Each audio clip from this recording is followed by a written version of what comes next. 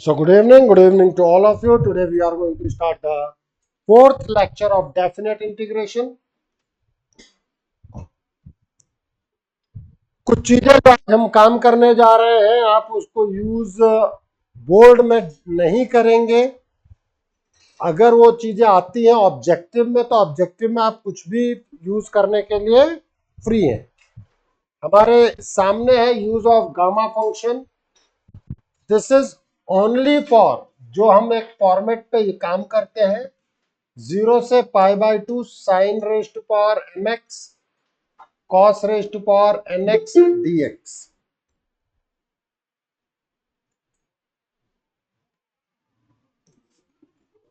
This is equals to gamma m plus 1/2। देखो ध्यान रखना ये सिंबल एक वर्टिकल लाइन उसके ऊपर horizontal line, this symbol is known as gamma. ठीक है, तो gamma n plus 1/2 upon 2 gamma m plus n plus 2/2। ये फॉर्मेट है where m and n are the element of whole number.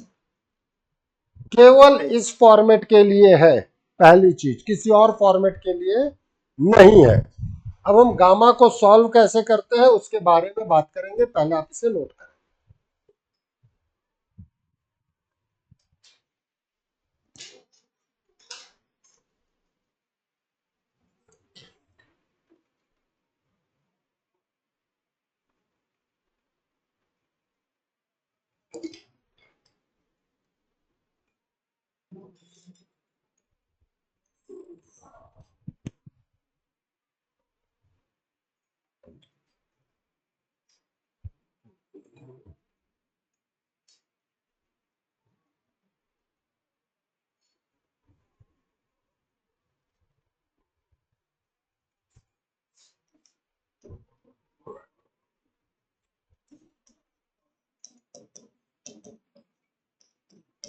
अगर मुझे गामा m प्लस 1 लिखना है तो हम लिखेंगे m गामा m। क्या लिखेंगे? m gamma m। इसमें से एक माइनस कर देंगे।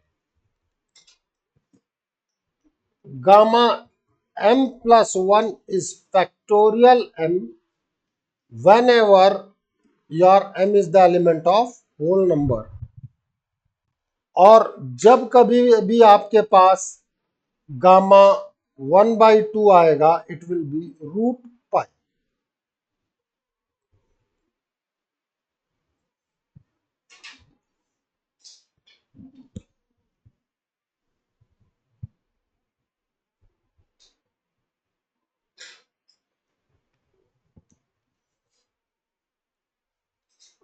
ध्यान रखना ये चीजें बोर्ड में नहीं है, लेकिन ऑब्जेक्टिव में आपको यूज करने से कोई रोक नहीं सकता।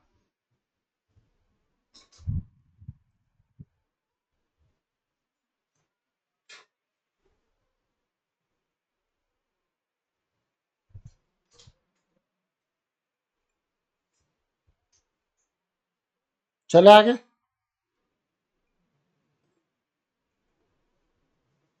जैसे अगर कोई आपसे कहे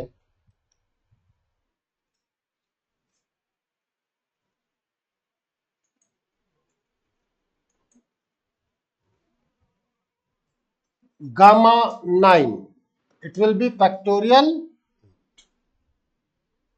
अगर कोई मुझसे कहे गामा 9 तो एक लेस फैक्टोरियल में कन्वर्ट हो जाएगा। क्या gamma m plus 1 is equals to factorial m। कब? When m is the element of whole number. Let us suppose अगर आपको गामा 7/2 या गामा 9/2 कैलकुलेट करना है। Let us suppose we have to calculate gamma 9/2, so we will think it of like this: gamma 7/2 plus 1 m plus 1, this will be m gamma m। Is it clear? फिर 7/2 gamma 5/2 +1. अब this is your 7/2 into 5/2 gamma 5/2. Yes or no? This can be rewritten as 7/2 into 5/2 into gamma 3/2 +1. Any problem? Now it is 7/2 into 5/2 into 3/2 gamma 3/2. 7/2, 5/2, 3/2 gamma 1/2 +1 means 7/2 into 5/2 into 3/2 into 1/2 gamma 1/2. और gamma 1/2 की value क्या बताया मैंने आपको? √π. देखो बेटा, इतना लिखने की जरूरत नहीं पड़ेगी, एक बार के लिए हमें जरूरत पड़ती है समझने में. अब देखो इसको ध्यान रखने में, इधर ध्यान दें सभी लोग. अगर 9/2 से है, देखो तुम्हारे पास इस क्वेश्चन में m और n दोनों होल नंबर है, तो अगर m इवन हुआ तो odd/2 आएगा, और अगर m ऑड हुआ तो even/2 मतलब प्योर होल नंबर आएगा. होल नंबर आया तो एक लेस करके फैक्टोरियल लगा देंगे. /2 आया तो कैसे करेंगे उसको देखो. अगर मुझे 9/2 गामा निकालना है तो उससे जस्ट पहले वाले ऑड नंबर से छोटा करते जाओ, 1/2 तक पहुंचो, √π लगा. ध्यान दो, 7/2 सारे ऑड लो, 5/2, 3/2, 1/2 √π. तो अगर गामा 13/2 निकालना होगा तो क्या कहूंगा? 11/2, 9/2, 7/2, 5/2, 3/2, 1/2 √π. कहीं कोई समस्या है? हो गया ना याद? कोई दिक्कत? करो नोट अब.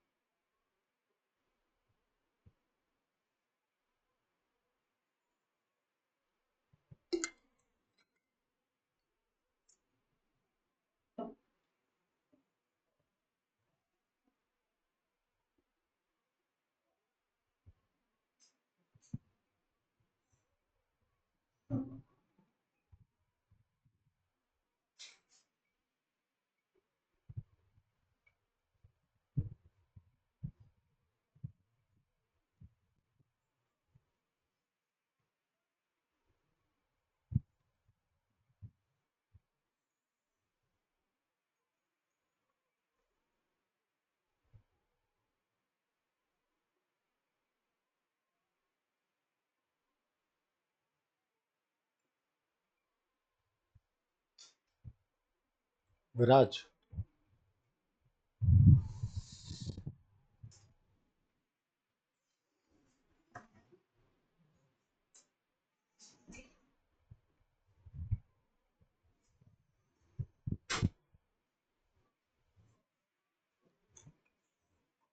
चले आगे.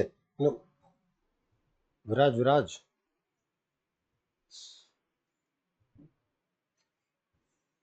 इस पे रिफ्लेक्शन आता है.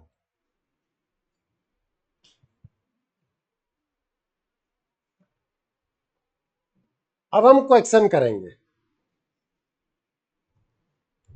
अब देखो, ये नहीं तुम कह सकते कि ये क्वेश्चन तुमसे आ नहीं सकता.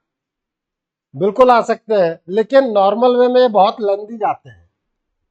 अगर हम बात करें, मल्टीपल एंगल में कन्वर्ट करना होता है, लेकिन ऑड और उस पे याद है ना, साइन की पावर अगर ऑड हो तो cos x को t लेते थे, तो यहाँ 5 दे करके मैं कर सकता हूँ, लेकिन तब उस पैटर्न से आप लेंदी करेंगे, इससे इजी आएगा. देखो m की वैल्यू कितनी आई 6, n की वैल्यू कितनी आई 4। फॉर्मूला क्या था gamma m plus 1/2 gamma n plus 1/2 upon 2 gamma m plus n plus 2 by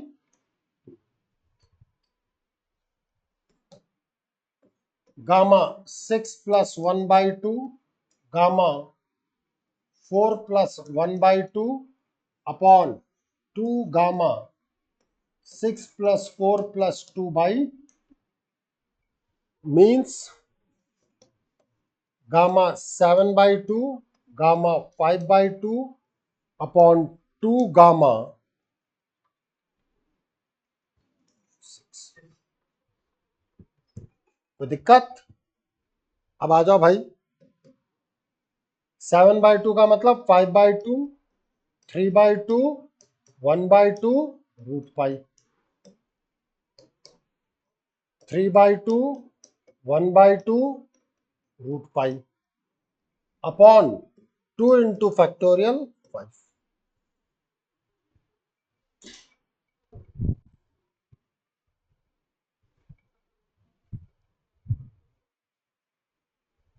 कोई दिक्कत?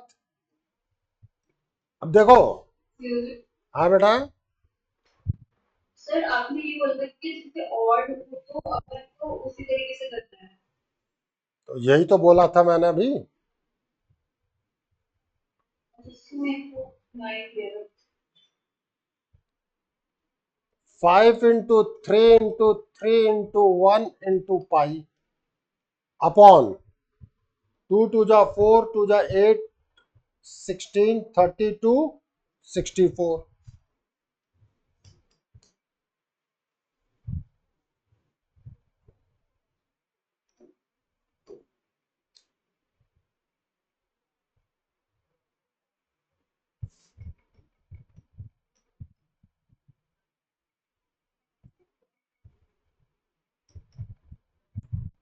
This is the answer.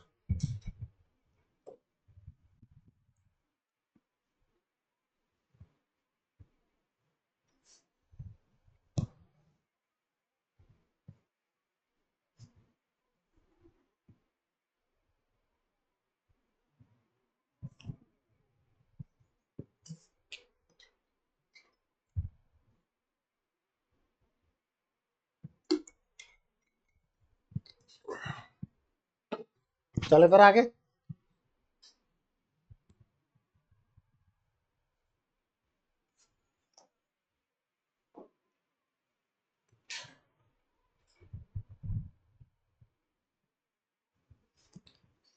Sign raise to power 7x dx। तो यहां इनटू में मैं cos की पावर 0x सोच सकता हूं। m की वैल्यू 7 n की value 0 gamma m plus 1/2 gamma n plus 1/2 upon 2 gamma m plus n plus 2/2। Yes और नो?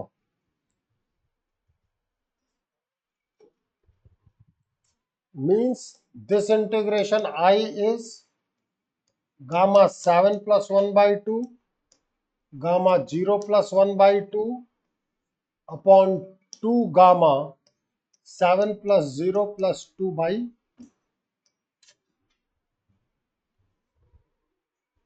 कितना हुआ भाई 8/2 का मतलब 4 गामा 1/2 अपॉन 2 गामा 9/2। अब गामा 4 का मतलब हो गया फैक्टोरियल 3। यस और no? Factorial 3 means 6 root pi upon 2 into 7/2 into 5/2 into 3/2 into 1/2 root pi. तो रूट पाई से रूट पाई कैंसिल।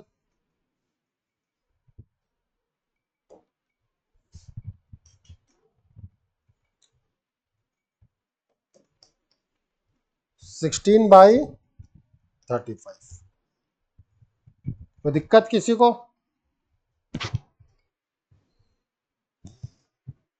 अब गामा का ये एप्लीकेशन समझ में आ गया कि नहीं आया? ऑनलाइन बोल दो।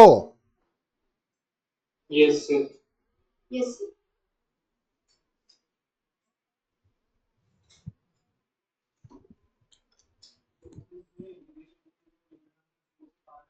मैंने क्या कहा था इसी फॉर्मेट के लिए,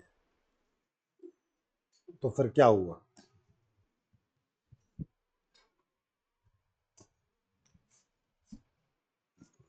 चले आगे।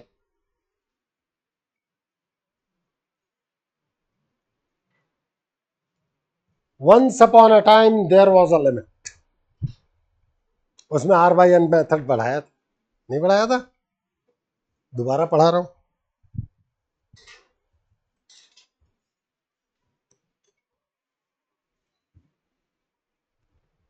देखो क्या क्या चीजें आती हैं, कैसे आती हैं। अब सिंस लिमिट पढ़ाया हुआ है तो आपको पकड़ में तुरंत आना चाहिए।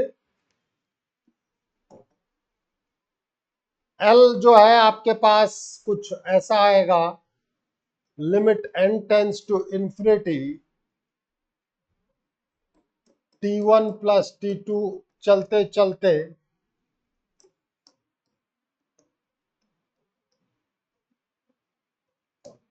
कुछ ऐसा होगा। तो हम एस एन क्या मतलब एल क्या लिखते थे?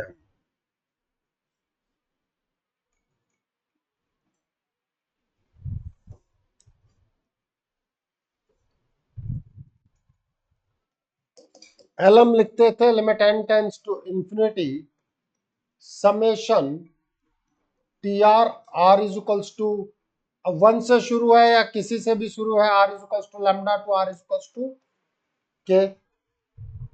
भाई आरथ टर्म के फॉर्मेट में हम लिखते थे, फिर इसको हम कन्वर्ट करते थे limit n tends to infinity. अगर इस फॉर्मेट में है तो this is 1/n into f of r by n होता था। और आर बाई एन को हम क्या लेते थे? अरे बोले जाओ यार।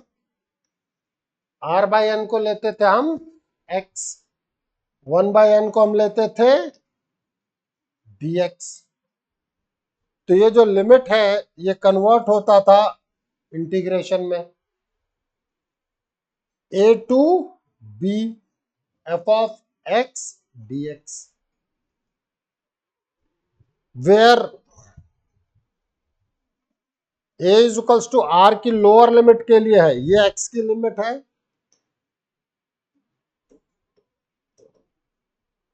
तो r की लोअर लिमिट मतलब लैम्डा के लिए a आएगा,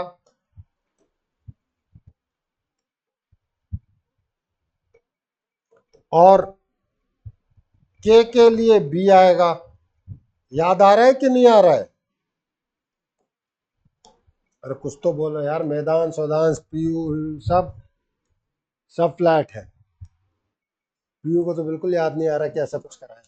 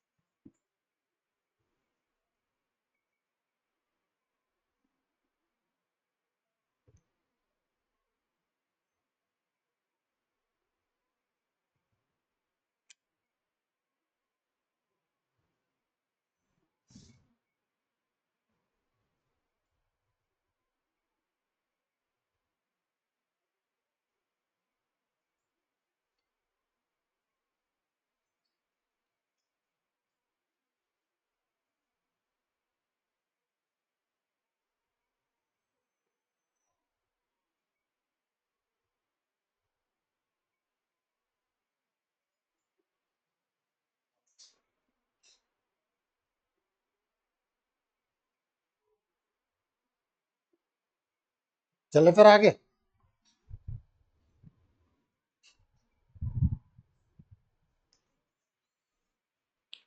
अब क्वेश्चन के थ्रू हमें सब समझ में आता है।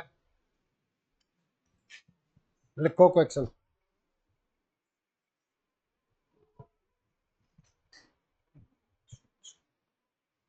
उसको बंद करना, स्विच ऑन कर।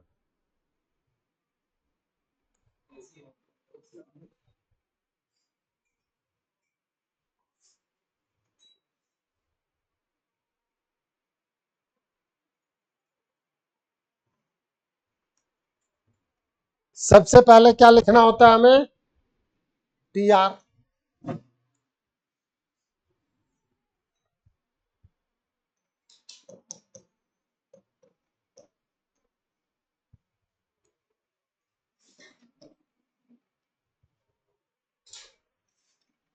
N upon r square plus n square.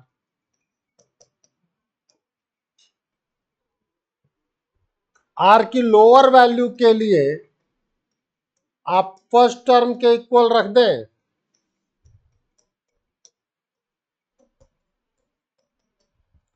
और आर की अपर वैल्यू के लिए आप लास्ट टर्म के इक्वल रख दें।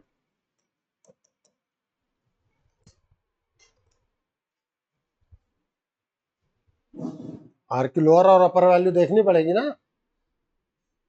तो अब आपके पास आ गया limit n tends to infinity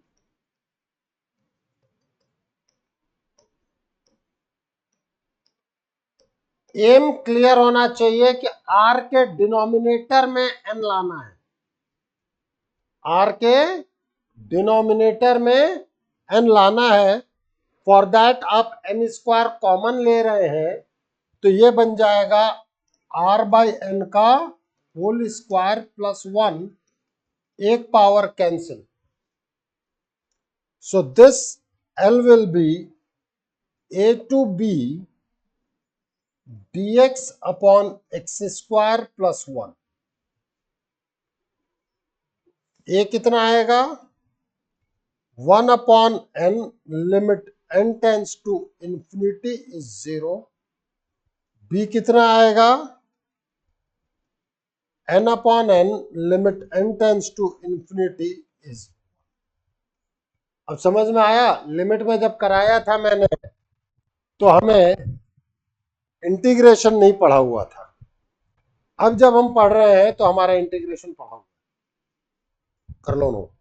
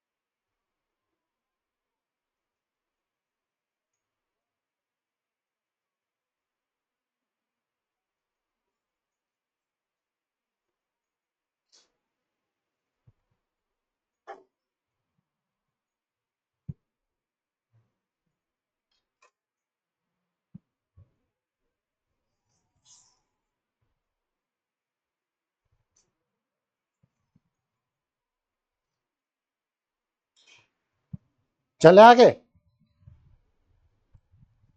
तो अब मेरे पास हो गया L is equals to 0 to 1 dx upon 1 plus x square. अब आपको पता है ये कि ये tan इनवर्स x होगा। 0 to 1 means tan inverse 1 minus tan inverse 0।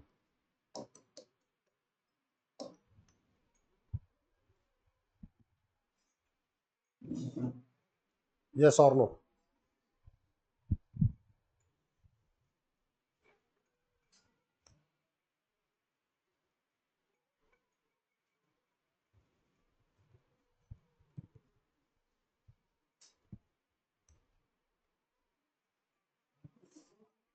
चले फिर आगे।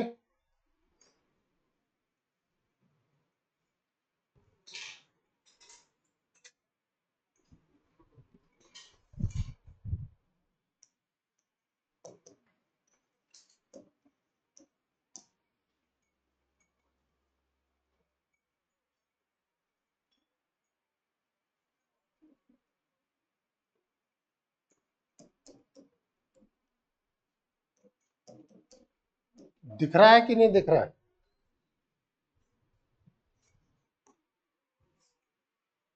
स्टिल एन स्क्वायर कॉमन आएगा,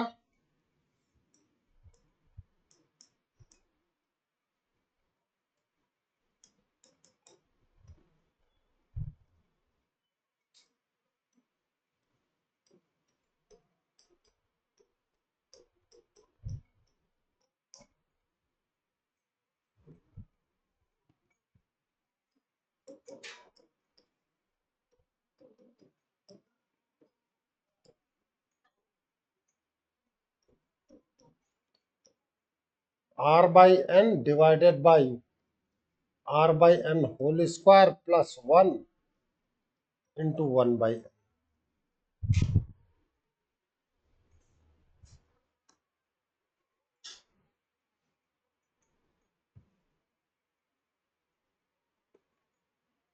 ए कितना आएगा? 1/n, limit n tends to infinity 0।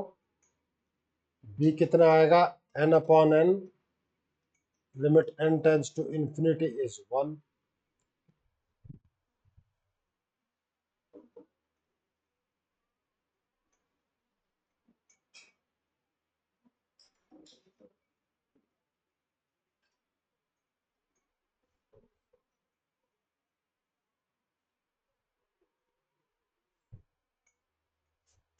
नीचे को टी लो, ऊपर हाफ ऑफ डी टी हो गया। देखो अब लिमिट में हम जब कर रहे होते हैं तो हमें इंटीग्रेशन पकड़ में नहीं आती है, बट जब हम डेफिनेट इंटीग्रेशन में कर रहे हैं तो हमें सब कुछ पकड़ में आता है। नीचे को टी लो, ऊपर हाफ डी टी आ जाएगा।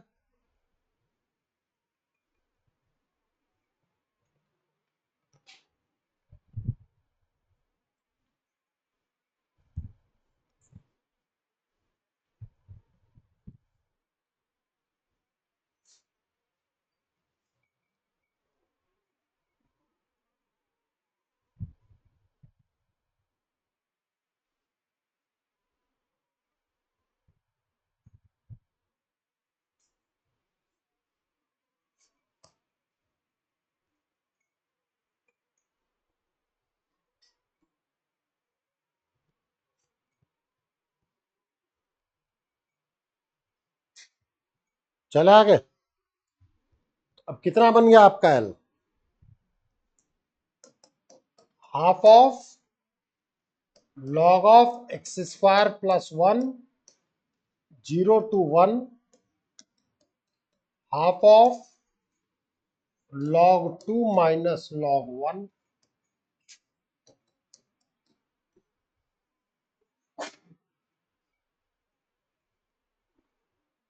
क्या हुआ?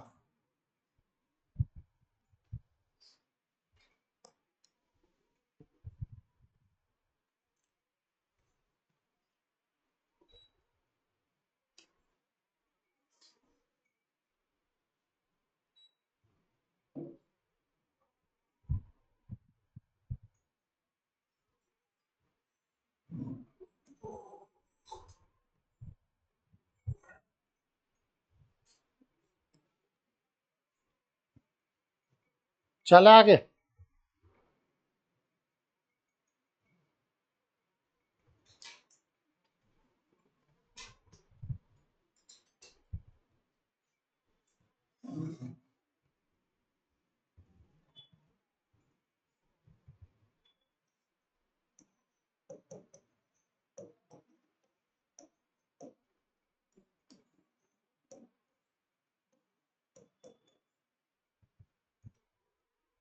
अब देखो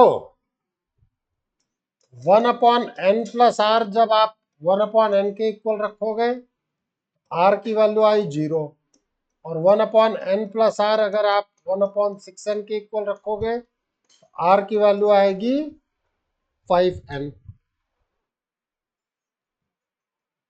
it will be from r is equal to 0 to 5n।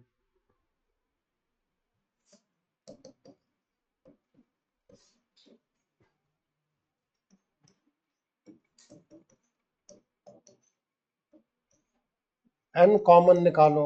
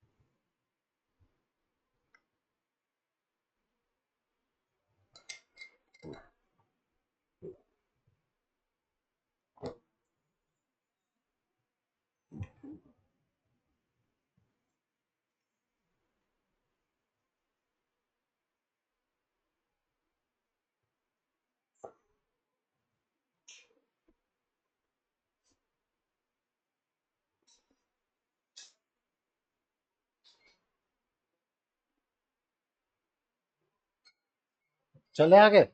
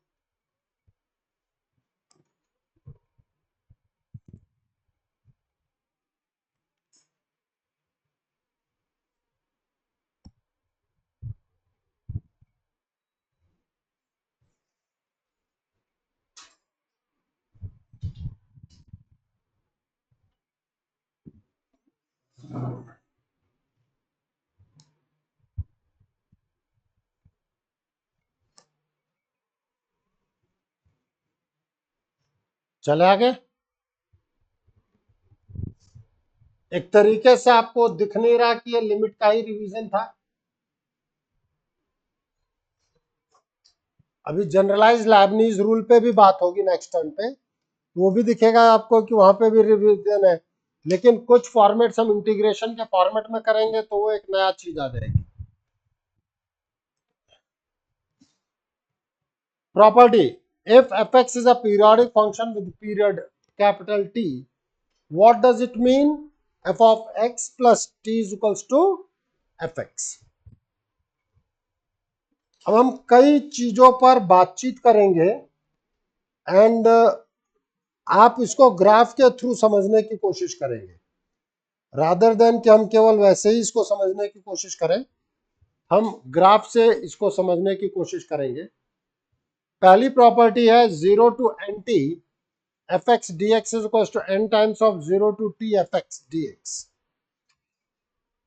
In generally ये कहा जाता है where n is the element of natural number। मैं कह रहा हूं नेगेटिव इंटीजर भी हो तो भी हम जा सकते हैं, हमें उसमें कोई दिक्कत नहीं है। ठीक है, हम बात करेंगे कैसे। देखो 0 to 5 pi mod sine x dx. अब मॉड साइन एक्स का पीरियड कितना होता है? Once upon a time there was a function।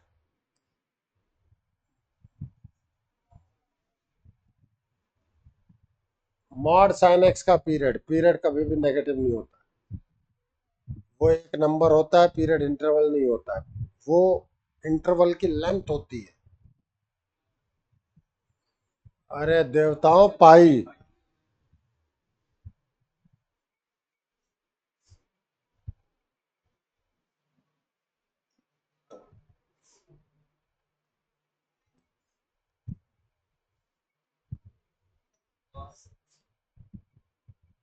Mod cos x भी पाई होता है। आजा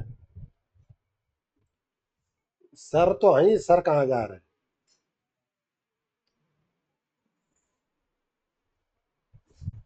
0 पाई, 2 पाई, 3 पाई, 4 पाई, 5 पाई, 6 पाई।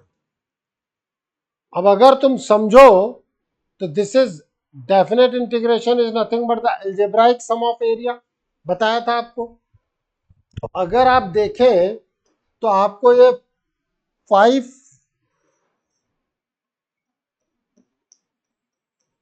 इनका ही तो एरिया चाहिए, हाँ या ना? और ये पीरियोडिक है तो this can be written as 5 times of 0 to pi mod sine x. एक का एरिया निकाल दो, 5 से मल्टीप्लाई कर दो। अरे हाँ या ना? किसी एक का एरिया निकालो और 5 से मल्टीप्लाई कर दो, कोई दिक्कत है? और 0 से पाई में मैं इसको इवेल्युएट कर देता हूं, साइन पॉजिटिव है तो साइन एक्स आ जाएगा, जब आप इसको कैलकुलेट करेंगे यू विल गेट 2।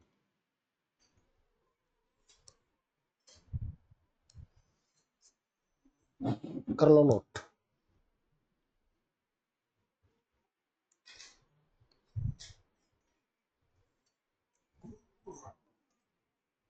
देख ले पीयू बेटा,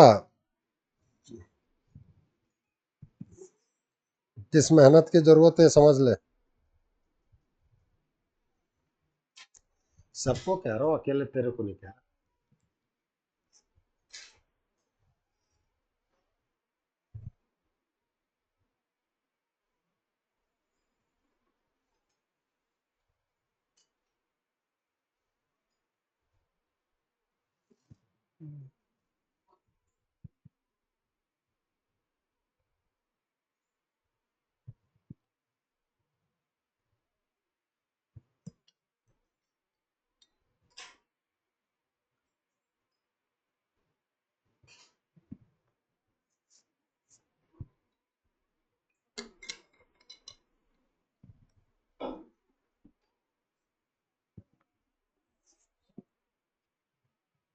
चले आगे।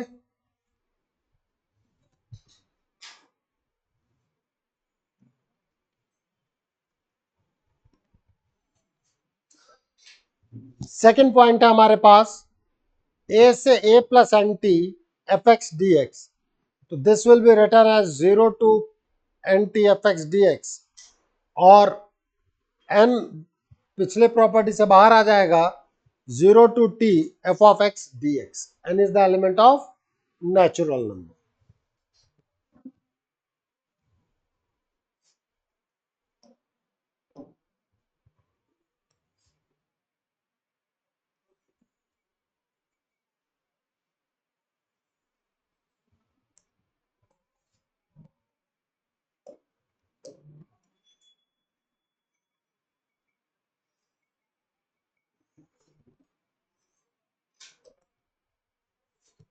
मान लो कि मुझे निकालना हो पाई बाई 6 से 3 pi plus pi by 6 mod sine x d x.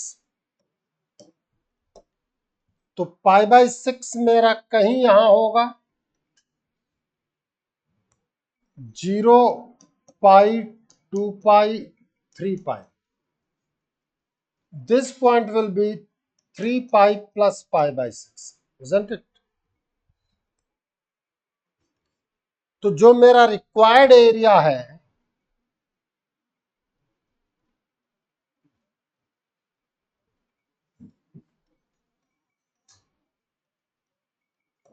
वो ये है। यस और नो?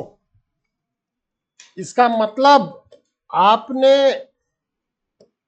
ये एरिया छोड़ दिया है और रिपीटेशन है, तो इतना ही एरिया इधर ऐड किया। यस और नो?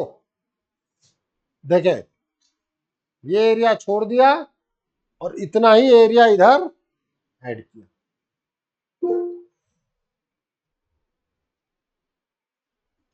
हाँ संभवी 6 आएगा, वेट। जितना एरिया इधर ऐड, इतना छोड़ा है उधर ऐड किया है। तो we can think it of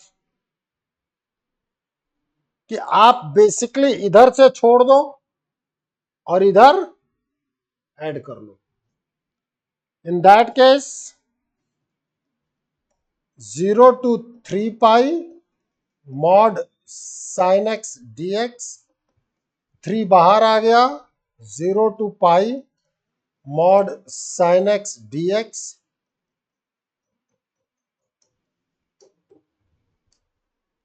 any problem?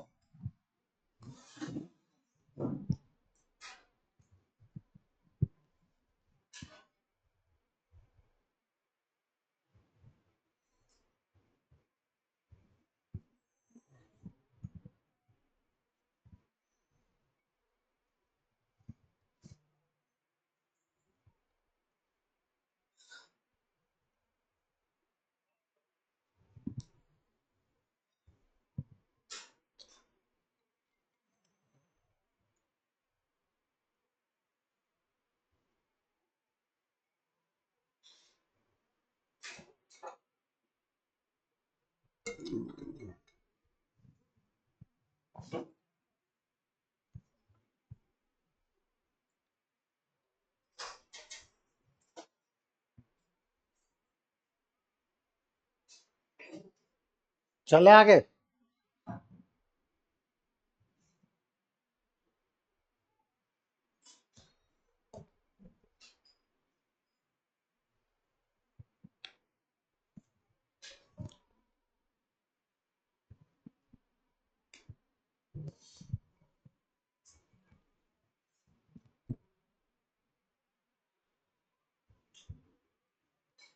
M to n T,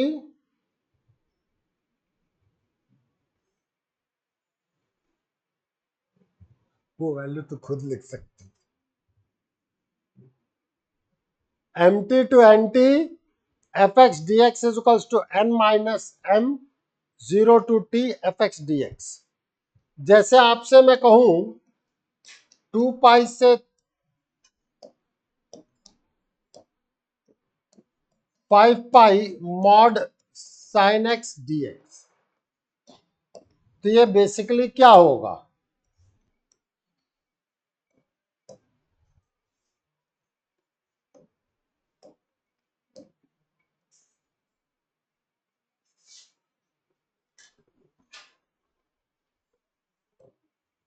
ज्यादा बड़ा बना दिया।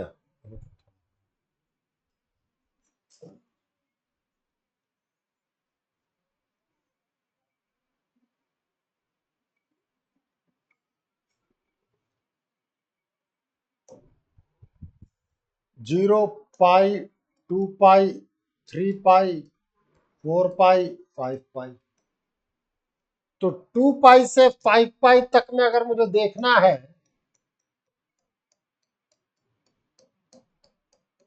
तो ये 3 का हुआ। उसकी बजाय मैं सीधे देख लूं, वो 3 का मतलब है 5 minus 2 n minus m, 0 to pi mod sine x d x, 3 into 2 is 6।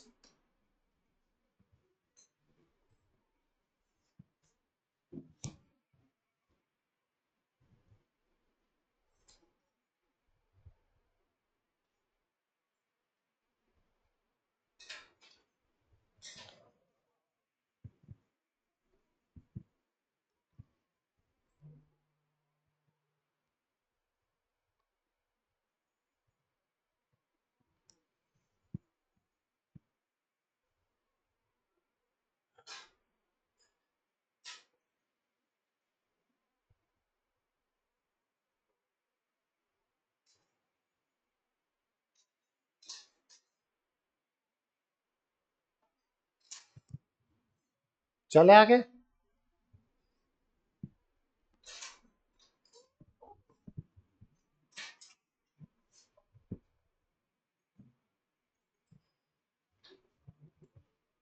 A plus n t से b plus n t f of x d x is equal to a to b f of x d x is equal to a plus m t से b plus n t f of x d x.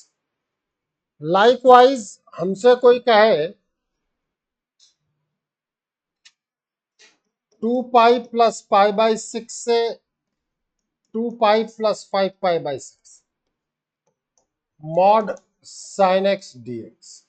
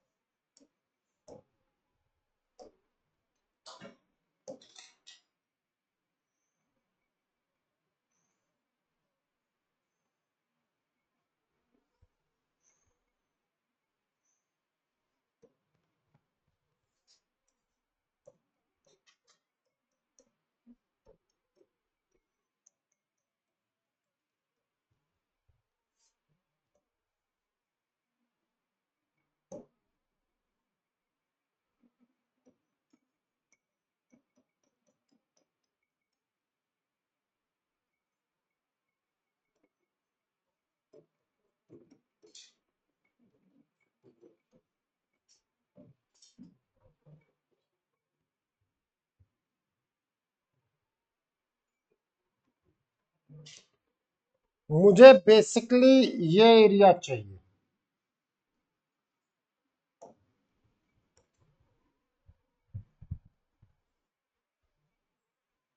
Yes और no? अगर मुझे ये area चाहिए तो ये area मैं यहां निकालूं, चाहे ये एरिया मैं यहां निकालूं,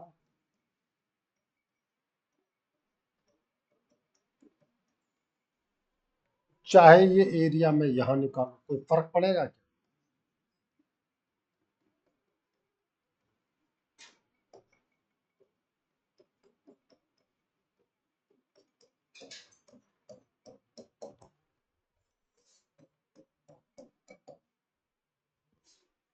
इन दैट केस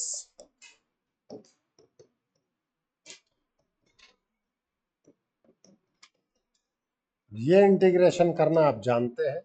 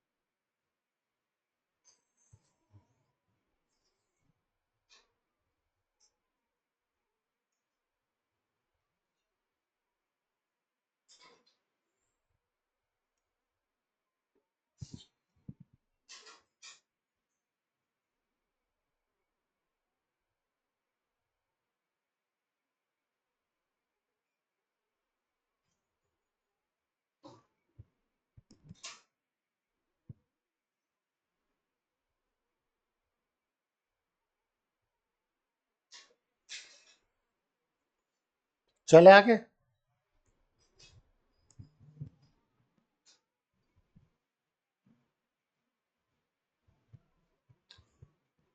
जीरो से n pi plus v mod sin x dx, where n is the element of I plus and 0 is less than equals to v is less than pi.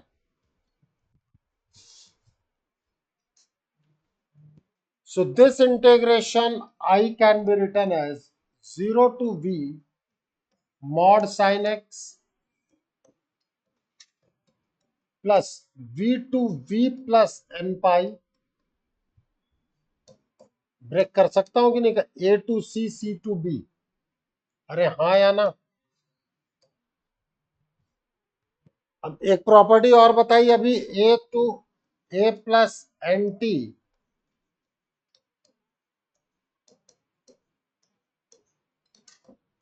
देख लो जो second property बताई थी।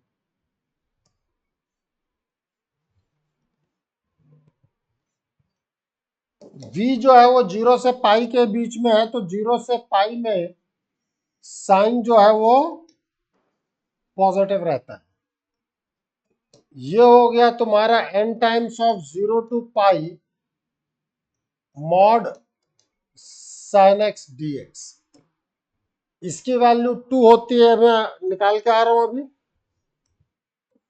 Sign का हो जाएगा minus cos x 0 to v plus 2n।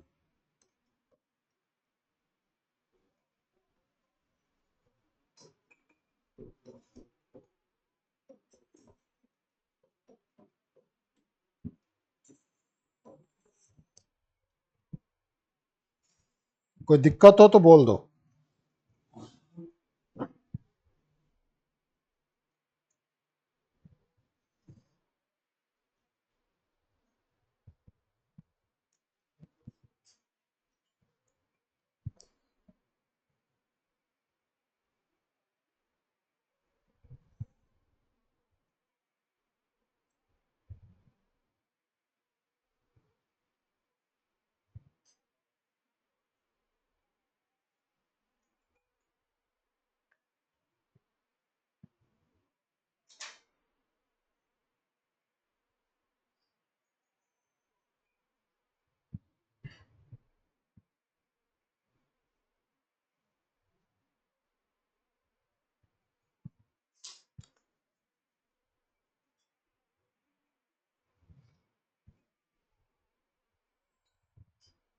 चले आगे।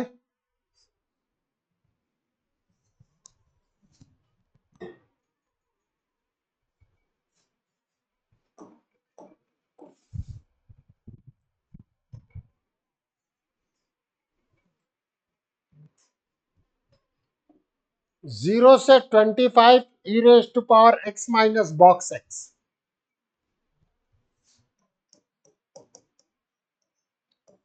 कभी हमने पढ़ा था once upon a time there was a function, x minus box x क्या होता था? Fractional part of x। Fractional part of x is a periodic function whose period is 1.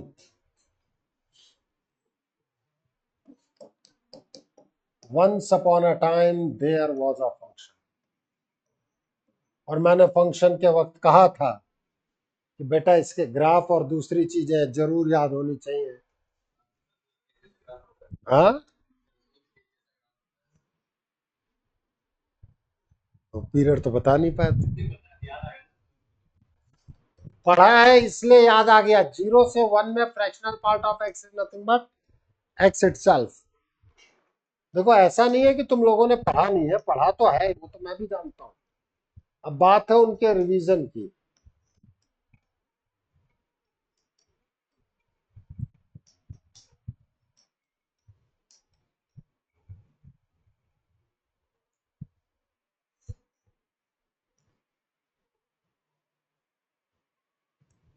ये तो मैं कही नहीं रहा कि आपने नहीं पढ़ा है, मैंने खुद ने पढ़ाया तो आपने पढ़ाई है, ऐसी बात तो है।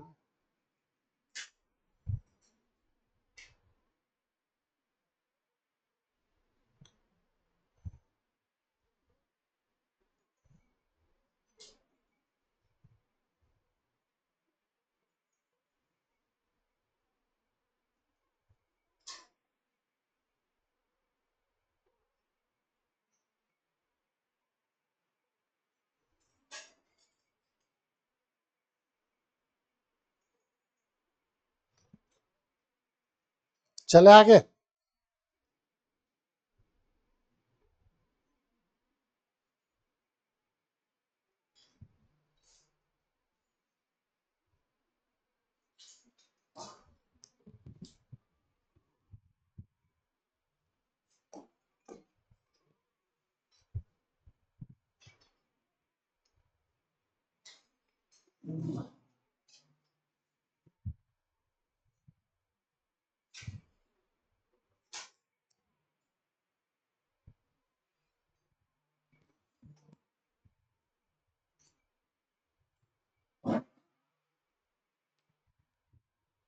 प्रॉपर्टी है a to b f of x d x is equal to b minus a 0 to 1 f of b minus a x plus a d x.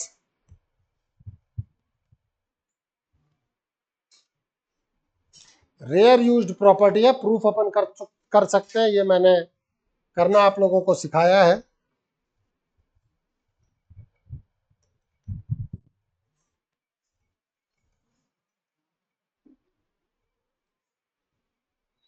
हम कहेंगे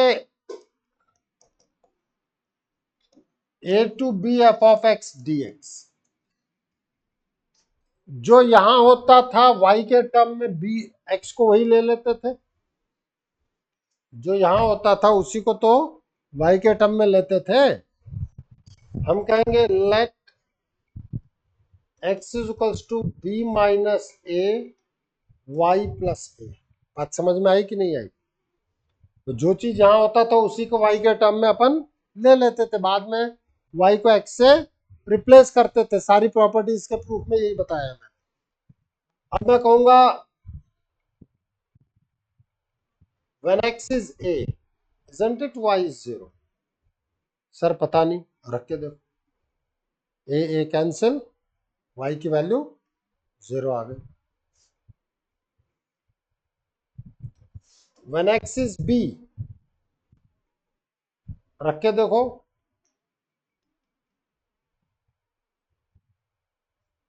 रखो अपने आप दिखेगा। बधाई हो।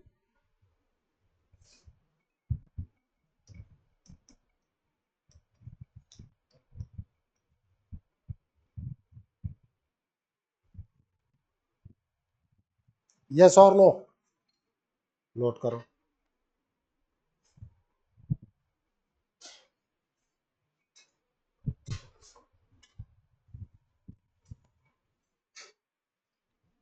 आपका a to b f x d x किस में कन्वर्ट हो गया? 0 to 1 f of b minus a y plus a b minus a dy. So b minus a 0 to 1 f of b minus a x plus a dx.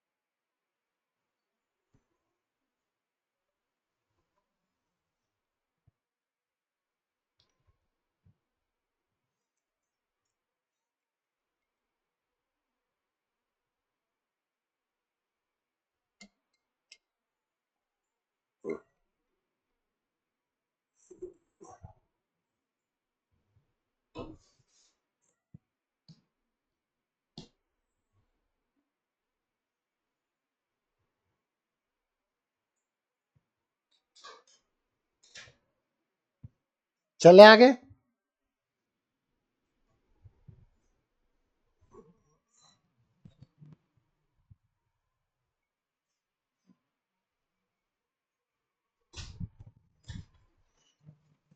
कुछ ऐसी चीजें आएंगी जिसको आप सॉल्व नहीं कर सकते, जैसे e raise to power x square, उसका इंटरवल होता है, हर इंटीग्रेशन आप सॉल्व नहीं कर सकते, अप्रॉक्स वैल्यूज निकलती हैं। वो कैसे निकलेंगे उसके बारे में भी बात होगी हमारी। बट अभी अगर इस पैटर्न का क्वेश्चन हमारे सामने आता है तो हमें क्या करना है?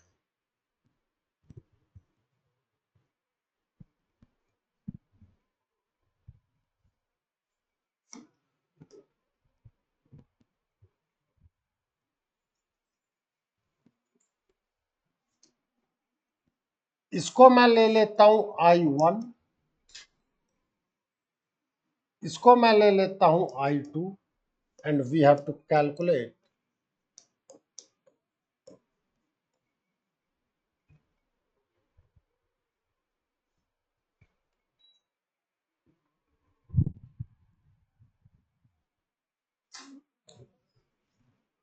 अब हम बात करेंगे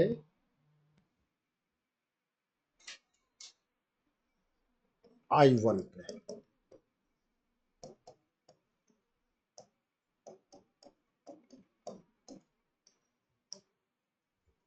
किस प्रॉपर्टी का मैं यूज करने जा रहा हूं वो देखना, जो अभी लिखाई थी,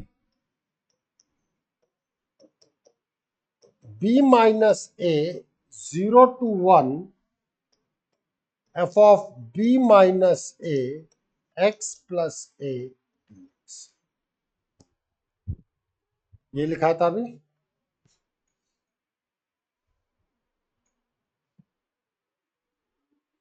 हाँ या ना? आओ इधर, b minus a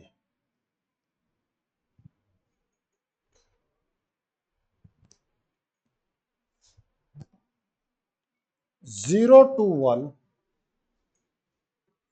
x replace होगा, ध्यान रखना,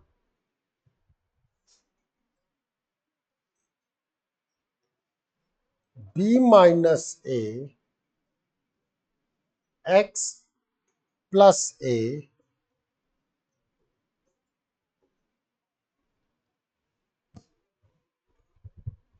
ये x रिप्लेस किया गया है, ये ध्यान रख लेना सभी।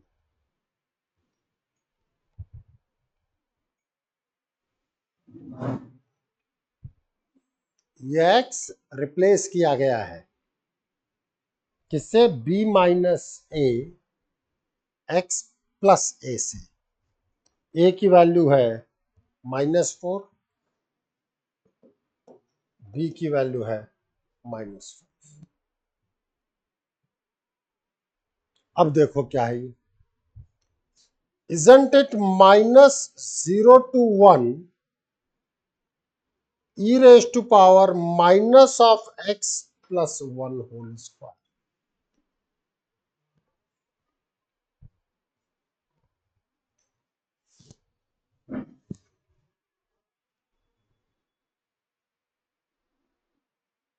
है कि नहीं है?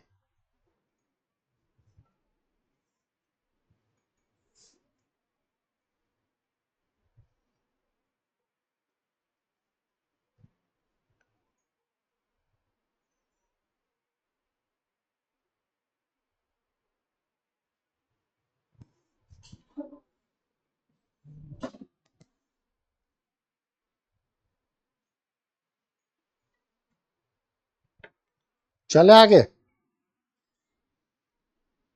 अब इसी तरीके से बेटा मैं I2 कैलकुलेट करूंगा।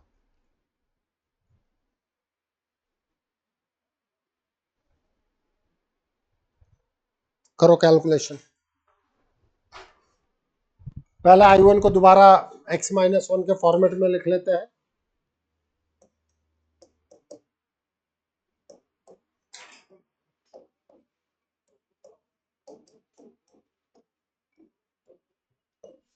I2 आओ क्या था आपका 1/3 से 2/3 e raised to power 9 x minus 2/3 whole square। e raised to power 9 x minus 2/3 था ना।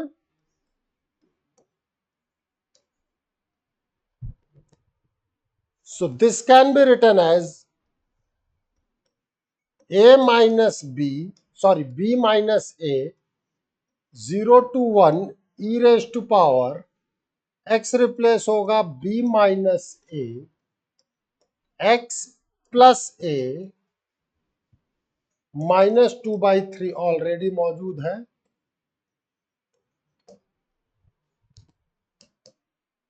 1/3 0 to 1 e raised to power 9 x/3 minus 1/3 whole square dx। 1/3 0 to 1 e raised to power x minus 1 whole square dx। अगर अब आप I calculate करते हैं I1 plus 3I2 isn't it 0?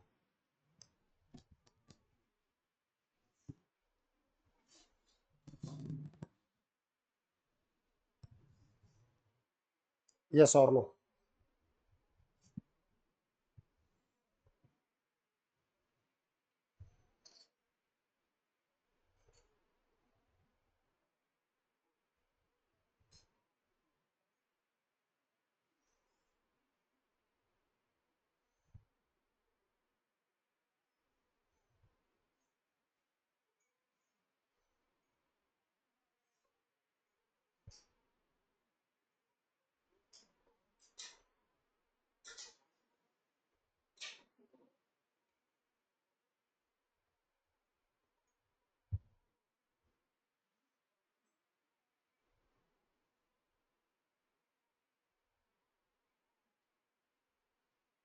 चले आगे।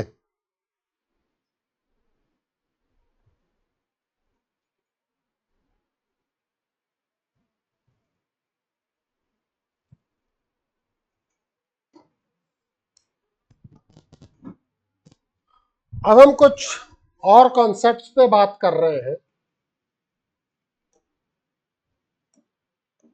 Please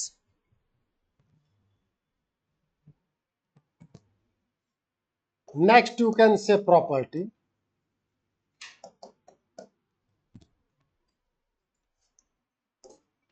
When your x is the element of closed interval a to b or x is the element of open interval a to b, ये मैंने आपको पहले ही बताया है कि एक लाइन का एरिया नहीं होता, क्लोज में रहो ओपन में रहो हमारे लिए कोई दिक्कत नहीं है।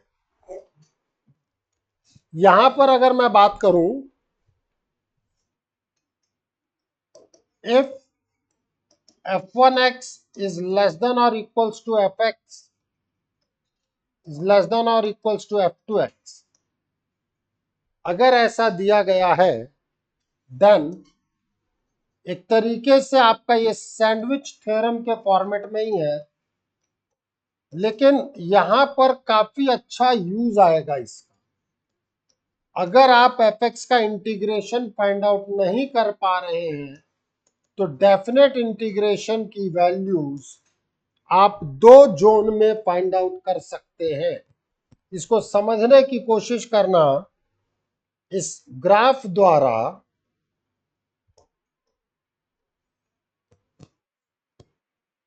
लेट अस सपोज ये है y इक्वल्स टू fx।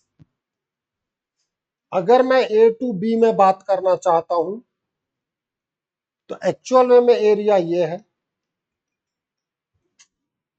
हाँ या ना।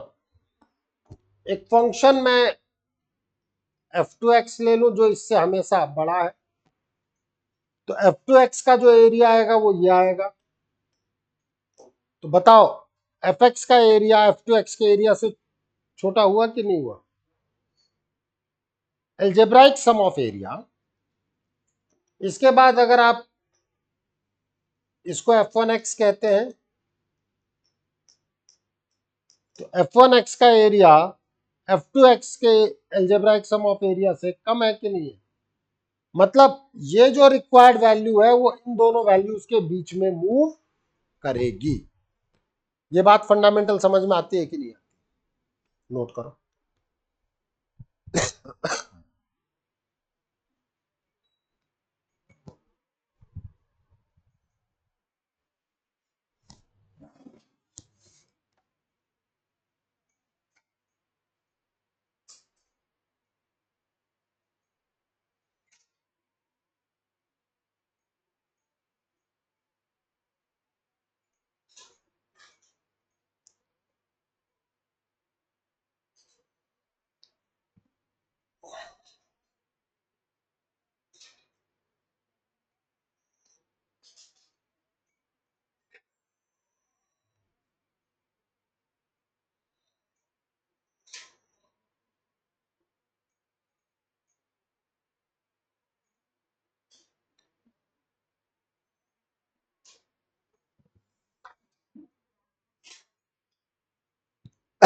बना तो लेना चाहिए।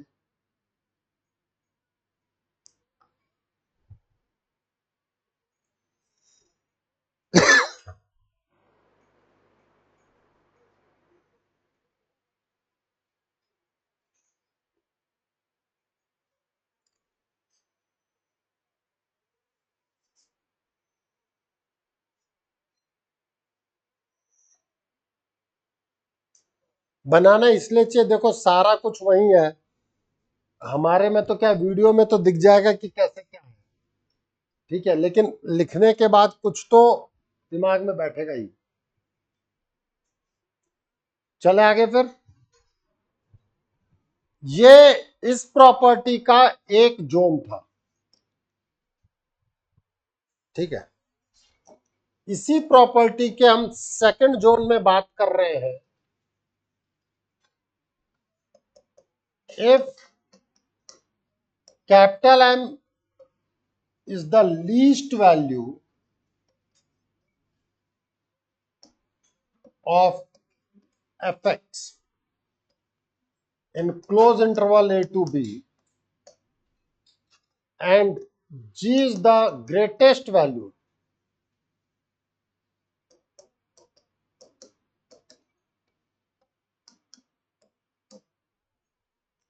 अब सोचने की कोशिश करना।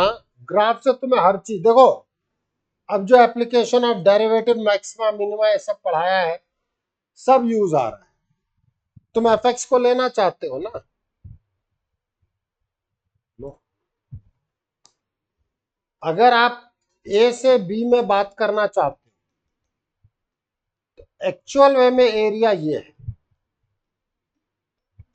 बात समझ में आई कि नहीं आई? मैं बात कर रहा हूं g is the greatest value इस पर।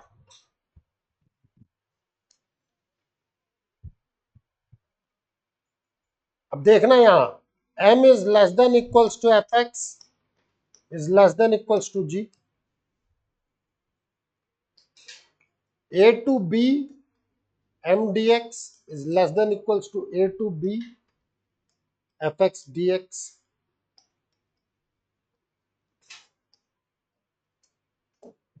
यस और नो? m कॉमन निकल के x आ जाएगा,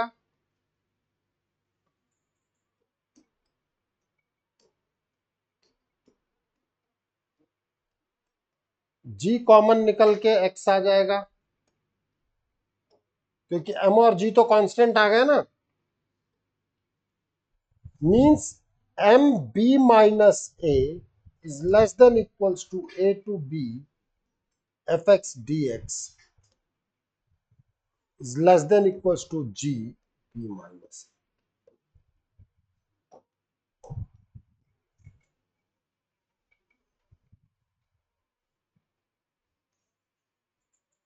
यस और नो? ध्यान दीजिएगा सभी लोग,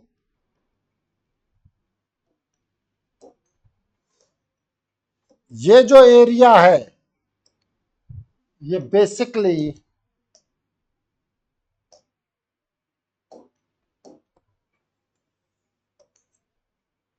एक रेक्टेंगल का एरिया है.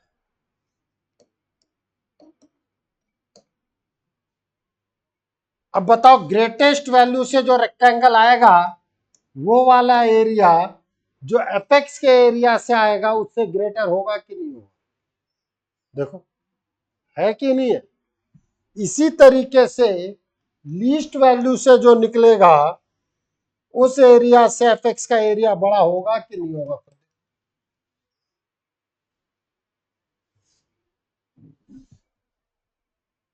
यस और नो? बना लो फिगर.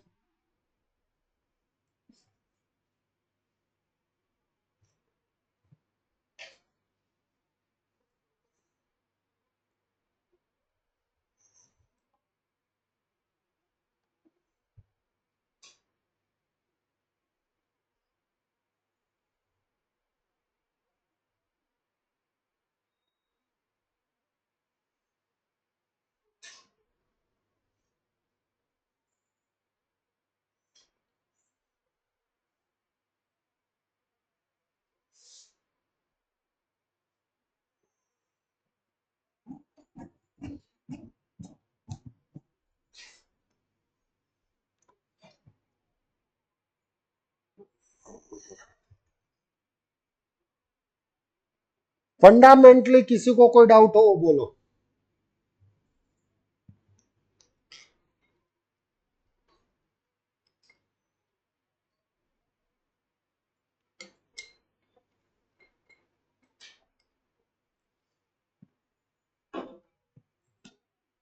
चले आगे.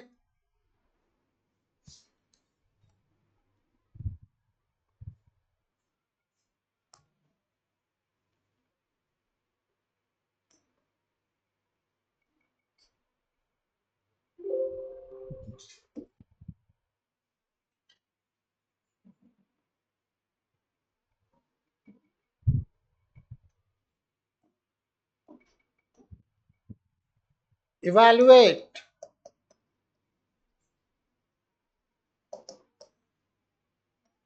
Zero to one e raise to power x square d x. E raise to power x square का आप डायरेक्टली इंटीग्रेशन नहीं निकाल पाए.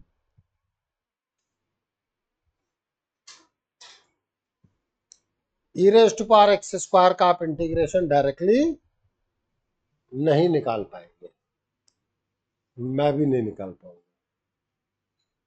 लेकिन हमें यह पता है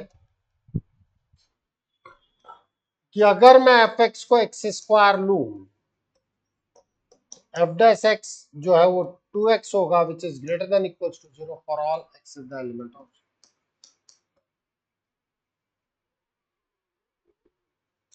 आप केवल एक्स स्क्वायर के बजाय हम यहां e raise to power x square ले लो, मुझे कोई दिक्कत नहीं है. लो,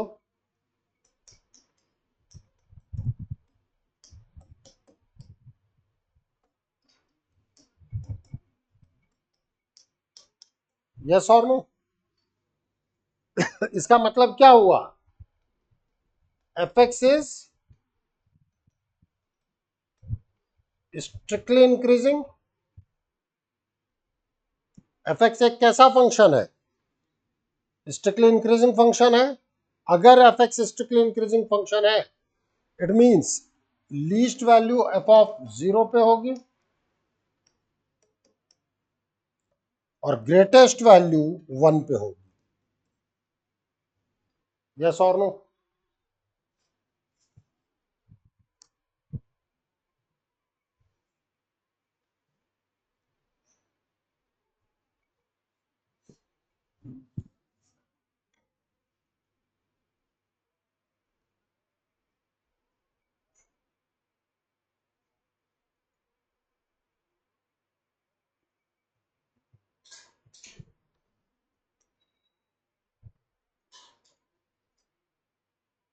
चले आगे। इसका मतलब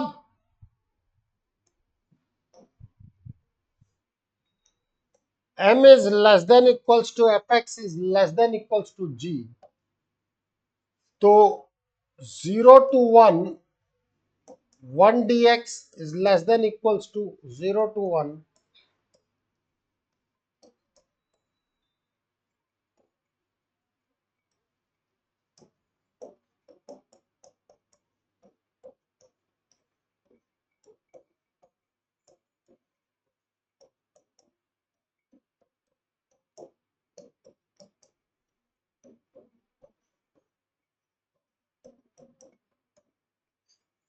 इसकी वैल्यू 1 और e के बीच में।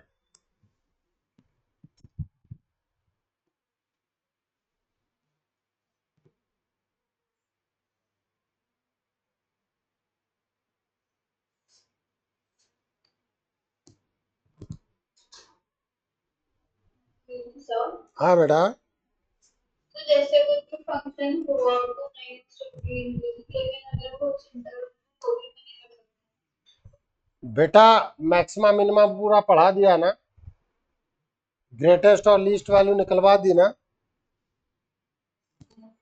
फिर m क्या है? लीस्ट वैल्यू लिखा है ना बेटा, यस वो हम निकाल के आ चुके ऑलरेडी।